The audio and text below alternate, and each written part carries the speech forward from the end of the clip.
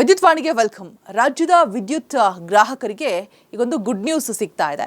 ಈಗ ಮನೆ ಬಿಟ್ಟು ಹೊರಬರದೆ ಕರೆಂಟ್ ಬಿಲ್ನಲ್ಲಿ ಹೆಸರು ಬದಲಾವಣೆ ಮಾಡಿಕೊಳ್ಳೋದಕ್ಕೆ ಅವಕಾಶವನ್ನು ಕಲ್ಪಿಸಿಕೊಡಲಾಗಿದೆ.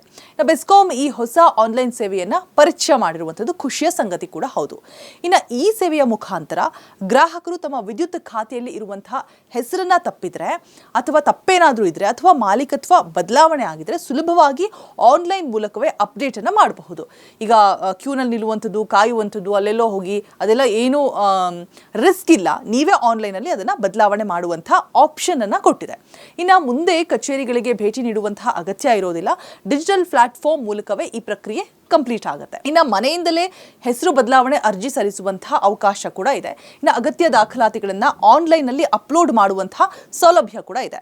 ಅರ್ಜಿ ಸ್ಥಿತಿಯನ್ನು ಟ್ರ್ಯಾಕ್ ಮಾಡುವಂತಹ ವ್ಯವಸ್ಥೆ, ವೇಗವಾದಂತಹ ಪ್ರಕ್ರಿಯೆ ಹಾಗೆ ಪಾರದರ್ಶಕತೆ ಇವೆಲ್ಲವೂ ಕೂಡ ಲಭ್ಯ ಇರುವಂಥದ್ದು. ಸೊ ಒಂದು ಕಡೆ ಸ್ಕ್ಯಾನ್ಗಾಗಿರ್ಬೋದು, ಮತ್ತು ಇನ್ನೊಂದು ಕಡೆ ಏನೋ ಸರ್ವರ್ ಪ್ರಾಬ್ಲಮ್ ಆಗುತ್ತೆ ಸೈಬರಲ್ಲಿ. ಸೊ ಈ ರೀತಿಯಾದಂಥ ಸಮಸ್ಯೆಗಳು ಎದುರಾಗುತ್ತೆ. ಹೋಗಿ ವಾಪಸ್ ಬರೋದು, ಈ ರೀತಿಯಾದಂಥ ಸಮಸ್ಯೆಗಳನ್ನು ನಾವೆಲ್ಲರೂ ಕೂಡ ಫೇಸ್ ಮಾಡಿರ್ತೀವಿ.